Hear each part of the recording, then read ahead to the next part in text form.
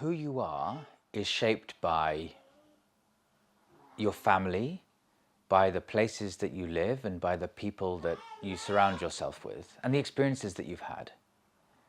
And in the same way, my familial roots are originally, how far back you want to trace it. I mean, probably, given I'm Gujarati, probably from Persia somewhere, if you want to go far, that far back. But certainly, we're Gujarati, we're Indian. There's also an African kind of part of us. And then I feel very British, having been born here as well. So I've got this kind of this triumvirate of my identity that I try and bring together in how I go about my life. You go outside of the house and you want to be, you want to embrace your Britishness, because I do feel British. But at the same time, I want to respect my roots, and I enjoy my Indianness. Sometimes I feel like those two don't always mix well. And you want to make sure that as much as possible, you're being your authentic self. But I think it's really difficult because sometimes your Indianness is, you don't want to put that on show too much when you're outside of the house, right? You can say to your friends, oh, I want to go for a curry. Or with the music, you can say, oh, I do listen to an Indian artist. I listen to Arijit Singh, or I listen to Diljit Dosanjh, or whoever it might be. But I always felt the need to also add in a few Western artists, because I didn't want the perception to be he's an Indian and he's holding on to his Indianness at all times, and he only has, Asian friends and whatever. I wanted to demonstrate to people that I was able to mix and assimilate. And actually, that was no pressure that anybody else put on me to do that. It was actually a pressure or a thing I had in my head that I felt like I had to do for myself. You want to show, or I want to show, that I have multiple sides of my background that can come together, right?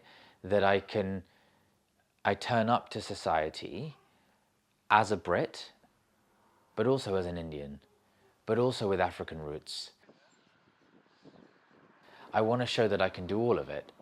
And why?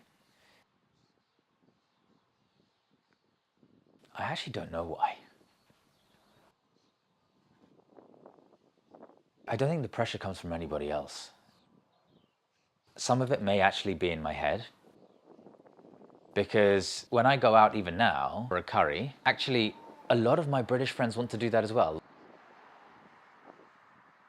I've been to some parts of the UK, generally not in London or in the Midlands, but up north, where I feel like I don't fit in. Certainly places in Scotland, actually, I felt that in the last couple of years. I've also been to India, and I don't feel like I'm fully Indian. I've been to Africa. I was in Kenya a few years ago for a friend's wedding, and I didn't feel fully African. And it's just very interesting because you don't quite fit anywhere. But you know what? We should also think of this not so much as a problem, but also as an opportunity, and an opportunity for multiple cultures to come together. But the only way that we can do that is by almost dropping our sense of pride sometimes and actually just learning and going, am I pronouncing your name correctly? Is that actually right? Let me learn about your culture a little bit more.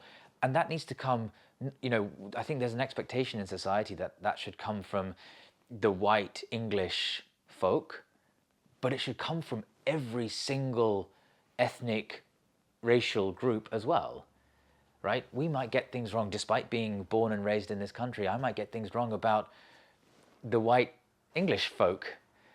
And someone of an East Asian background, or someone of an Afro-Caribbean background might get things wrong about us, or I might get things wrong about them. And that's okay, so long as we are, drop our pride, drop our ego, and are willing to learn about each other's cultures and backgrounds and, pronunciations.